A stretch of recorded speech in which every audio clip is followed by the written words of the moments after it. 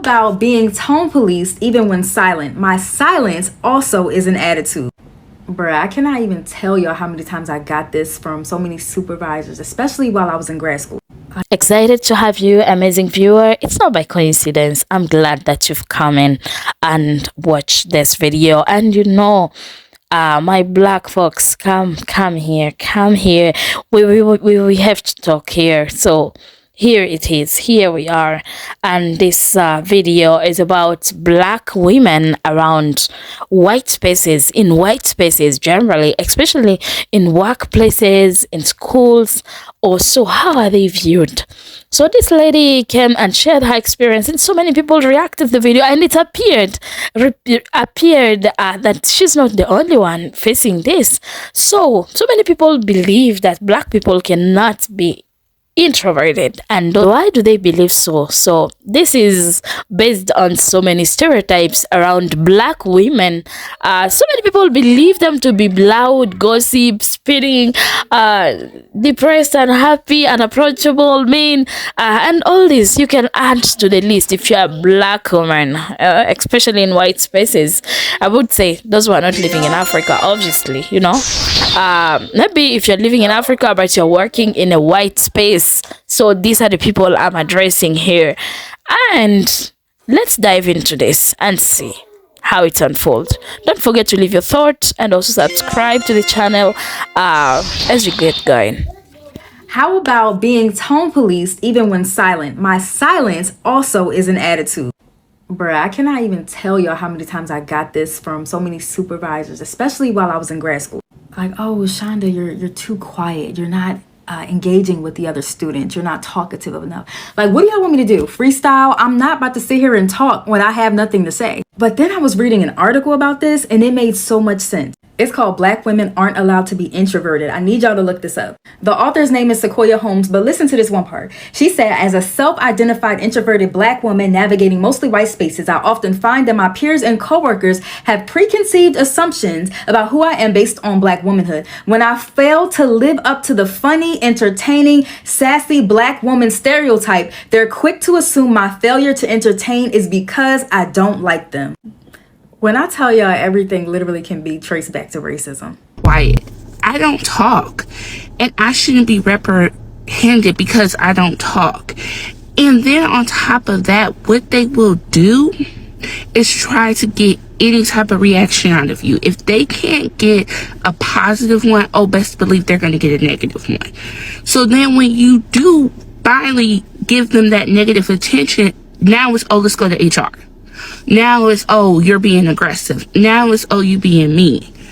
And then not only that, if you don't give them that negative attention, you don't bite into their snide remarks or their little disses. Now when you get to the performance review, it's, you're not engaged. You don't ask about the work. I can't gauge if you know about the details. You don't communicate. It is a difference between, in my personal opinion, it's a difference between, you don't talk on the client calls. You don't lead the client calls. You don't ask to present, your PowerPoints or your decks and stuff. That is 1,000 times different. That's presentation skills. That's what we all need. That's a different subject. But me not communicating with you, and you know what it is. It's communication. It's that small talk. Me not communicating with you does not equal or equate to the fact that I'm not engaged or I can't gauge the work, especially when you're at an associate or an entry level. As a manager, if you know your employee or the people under you are quiet, you need to be asking them and saying, hey, are you engaged with the work? Do you need any help, etc., etc., etc.? Not, you never asked because you're so quiet, you're so quiet, you're so wet. That's what they take it out as, you're so quiet. Now at your performance review, it's, you're so quiet, you're so quiet, you're so quiet. It's like, I've worked as remote and I worked at the office. If you've ever worked at the office, you know a 20-minute chat can disrupt your whole workflow. So people shouldn't be, black women shouldn't sit here. We shouldn't be reprehended because, I come to work, I do the work or whatever, and then I go home. I was taught that, and I've been burned for making work friends. So of course, if I've been burned, I'm just going to sit here and stick to myself. Like, or I'm going to sit here and be quiet. And if we going to keep it a buck, if we going to keep it 100%, you're not entitled to my friendship. You're not entitled to me to be working acquaintances. You're not entitled to us to be friends or anything like that. And what it does in consequences, I feel like, because this is a big conversation. This is a big conversation. What it does is it makes people who aren't even entrepreneurial start those businesses. It makes Black women start those businesses. That's what it does. Those microaggressions, it make them start businesses. Even if they got a business bone in their body, it make them want to start a business. Yeah, it does. It does. We can have this conversation. We can have this conversation if you want to have this conversation. We can have it. When I fail to live up to the funny, entertaining, sassy Black... Absolutely right about being an introverted Black woman in a predominantly white space. Many white people, especially those in predominantly white spaces, almost always expect to meet a stereotype whenever they encounter a Black person. I like to add a caveat that it's not about being the stereotypical Black person. It's about engaging in a way that makes them the center of the stage. White people have no interest in who you are and what you have to say. All they want you to do is to be a validating character in their life. All they want you to do is listen and give them the appropriate answers. Oh, that's great. Oh, that's terrible. Basically, just be like every Black character in every Hallmark movie. When you don't play that game, they cry and run to HR, and the next thing you know, you're being labeled as problematic and not a team player. In a nutshell, the engagement that they want is for you to act like you give a damn about their mundane life. What I'm realizing at work is a lot of people get offended when I don't have anything to say. It's awkward because it seems like, and I don't know if y'all know this, but I've been Black my whole life. My whole life I've been a Black woman. But they get offended when I'm not talking or laughing, giggling, or entertaining or engaging. Sometimes I can't get the information I need if I'm talking. Sometimes I have to be quiet and listen so I can temp the room or catch information that I might need later on. Like, I don't have a problem sitting at my desk just doing my work, which is what y'all pay me to do. And it seems like in meetings they want me to be extra passionate about stuff, and when I'm quiet, they take it as I'm offended. But I'm more so offended by the fact that they feel like I should constantly be doing this song and dance. Like, they get mad that I'm not willing to constantly be in a state of entertainment. I'm not there to entertain them at all. I'm just there to do my job so my paycheck can clear. That's why I'm there. That's the only reason why I'm there. But it's like they expect me to be loud and passionate and upset and, you know, going off. And I don't do that often. And if I do have to say a word or two, it's going to be with receipts and in an email and CC to everybody that need to know and everybody that don't need to know. Yeah, that's pretty much how I make my noise when it comes down to work. But I don't know, like, what is it about being a woman of color to where they feel like you have to constantly be in a state of uproar and passion, and then they get offended and feel like you're not a team player if you decide you want to just sit back, observe, and listen and be in an introverted state. It's like being a Black woman, you're not allowed to be an introvert. Y'all feel that way? Like you're not allowed to be an introvert? It's like you're not allowed to be quiet. You're not allowed to just listen and take in information. You got to constantly be pouring in passion and anger and upset. Like, I don't get why sometimes we can't just sit down and shut up. Like, really, when we sit down and we're quiet, we're those calm, submissive people that the Kevin Samuelites want us to be. They look at us like, oh, you got a problem and you're just not talking about it. Why is that we always got to be talking? When we're not talking, it's a problem. Everything's a problem. Why we can't just do our work and go home? This is such an important question, and it's important because the answer isn't really about our behavior. It is how other people respond to our behavior. It ties into the trope of the angry Black woman. So if we're not jovial, if we're not outspoken, then people will see our silence as a threat. They will see our silence as anger. They will see our silence as frustration. There's the pet to threat phenomenon, and since I've learned about it, I can't can't stop thinking about it. When we show up and we're jovial and we're outspoken and we're funny and we're laughing and everything, we're a pet. We're enjoyable. People are like, she's so much fun. Look how fun she is.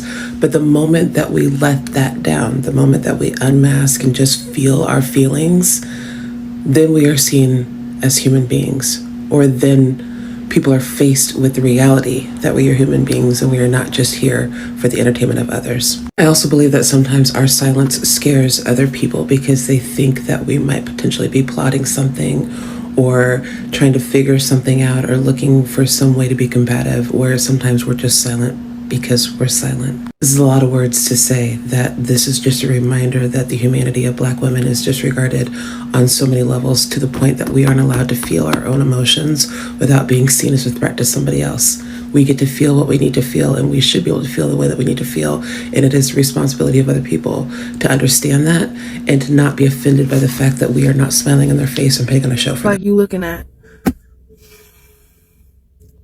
they done came up with so many assumptions. They done perceived so many things. They done already attached so many negative connotations to you. All of a sudden, you got attitude. You acting stink. You acting crazy. You acting like a bitch. All of a sudden, you don't want to be bothered with nobody. All of a sudden, you acting funny. All of a sudden, you...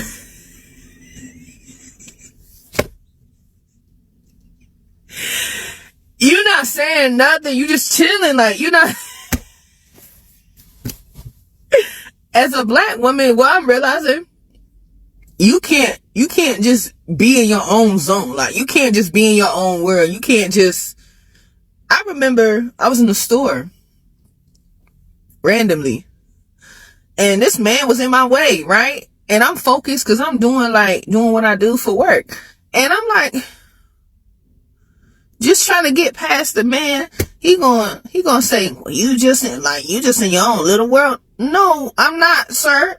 I'm focused and you in my way.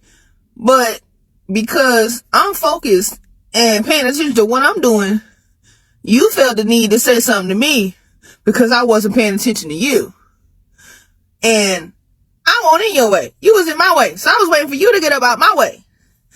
And it's crazy because it don't just happen with people that don't look like me. You know what I mean? It happens with people that look like me too. It happens with my parents. Like, I can come in. I have a long day. A long, long day, right? And this is why I'm so ready for everything to work out for what I'm trying to do. And so I can have my own space, my own place, do whatever. Cause it's so crazy. Like, I could come in from a long day at work, right? I'm tired. All I want to do is shower, maybe eat me a little something, and just relax. If I don't say hey when I walk through that daggone door, I got an attitude.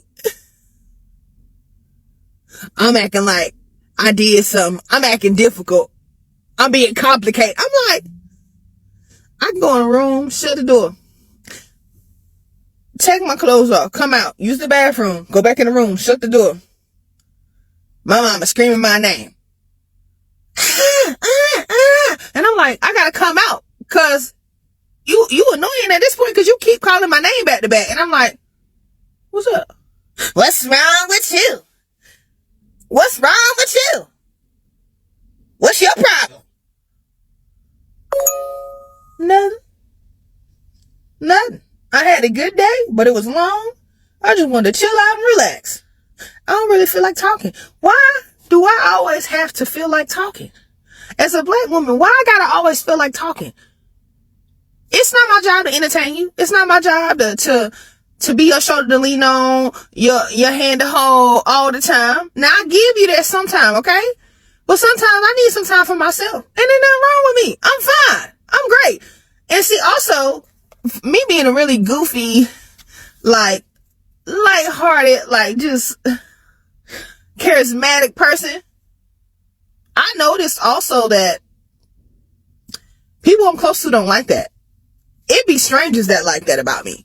But people that I see every day, my family, they don't like that. They don't like that about me. So it's like, I'm too much. So for me, I just don't be talking like that for real. And they done created whole storylines in their head. So That's a real thing. What this girl talking about, it happens. It happens at work. It happened at home. It happened with family. It just be happening. Like, we just want to be to ourselves sometimes. We just, ain't nothing wrong. We just want to be in our own world. We want to be happy with ourselves. We want to do what we doing, mind our business, do our work, go about our day, eat our food, lay in our bed. We don't be wanting. Sometimes we just want to be alone, alone and happy. And that's the thing. Being happy and alone. You don't need to be around somebody to be happy. And if you have to always be around somebody to be happy, you need to do some soul searching. You need to do some soul searching. Period. Let me tell you my little story. So I recently had an interaction with one of my coworkers who's white, and she's an older white woman, right? And she used to work with we both used to work with an older black woman. Older black woman retired. She said, I'm getting the fuck up out of here. I said, rightfully so, rightfully so. So anyway, I guess they were like work besties or whatever, and they used to have a good time together. Now, I'm the youngest one, in this little group. I'm the youngest one. So I would relate, oh so far. I would interact oh so far, and then I gotta go. I'm out, cause shit, y'all boomers. What the fuck? I can only interact so far. So anyway, again, they're work besties. They get through the day. She comes to me and says, everything's changed, nothing's the same, this and this and that. She's just literally complaining to me about shit that I can't change, that's above my pay grade, and number one, I don't fucking care about. So, I'm trying to be nice, I'm trying to listen to her, I'm trying to, shits and giggles, okay? I didn't have shit else to do right that moment. Shits and giggles. I said, I get it, trying to, empathize. I get it, you had so-and-so here with you, and you two would laugh and giggle and you'd have a great time. So yeah, it made it easier for the day to go by. I don't know what the fuck I said that was wrong with that statement, but do you know this woman called me? She straight called me and said she didn't like what I had said about how she hides behind XYZ and LLP. At first I thought it was a fucking joke. And I was laughing. And I said, I never said that. I said, it makes sense why things are changing and you're not happy, and because you had somebody to kill the time with. You had somebody that could relate. You had somebody that was fun to go to work with. Then she said, well, you're not happy anymore, and you don't laugh, and you don't do this, and you don't that. I dead ass said to this woman, ma'am, I'm not there for your entertainment. I'm not a fucking clown. I'm not there for you. I do my job and go home. This might be a hot take, but as a quiet, introverted black woman, I find that this is especially true and actually exacerbated if they're in a situation with other black women that are falling into that entertaining, sassy black woman like kind of stereotype. Now, definitely watch the original video, but to give you the cliff notes, they're talking about how there's an article called Black Women Can't Be Quiet or Introverted in the Workplace, and if they're not upholding the stereotype of being that, y'all all know that one like very entertaining, funny, sassy black woman, if you're not falling into that, then people instantly assume you don't like them or you're stuck up or whatever else. And I mean, growing up at work, even in grad school, I continue to get the feedback that, oh my gosh, you're quiet, you could speak up more, blah, blah, blah. And so basically I was growing up conditioned to believe that being quiet is bad and you have to basically change yourself to be successful, especially in a place like business. And I know that all introverts, regardless of race, have to deal with this on some level, but you basically have to become somebody you're not because you're tired of watching the people that are loud, don't know what the hell they're talking about, getting advancements and all these things while you're just kind of getting left behind. And so now being extroverted is something I can definitely turn on and turn off depending on the setting, but I feel like I always need like 1 to 2 business days to just recharge after something like that. And it still amazes me that sometimes I'll still get people saying, oh my God, I thought you were stuck up. Oh my God, I thought you didn't like us. And whole time I'm actually the opposite, trying to figure out the perfect things to say, that I end up not saying anything because I don't want to say the wrong thing. But I mean, this is something I'm very passionate about. I could go on and on about this. So in your experience, how much did you feel like you had to change as a Black woman to be successful, especially if you're So there is a lot to unfold on this topic, and since I didn't want to like make this video too long, extremely long, it's already long, I didn't want to bring everything here. But in case you like the video, in case I see it that you guys are giving me a feedback, I'll have to bring a part 2. I will follow your feedback, and most of the time I say I'll bring the next part and bring this topic. But when I see that the previous one wasn't well taken, it wasn't like, yeah, it wasn't pushed by the algorithm, you guys, I didn't like it, so I want to bring another one. So if you want this kind of videos, make sure to give this video a thumbs up, and also don't forget to subscribe to the channel, and also leave your thoughts in the comment section. I don't know what you thought on this, but I really want to hear from you. I appreciate your precious time. Thank you so much for staying with me.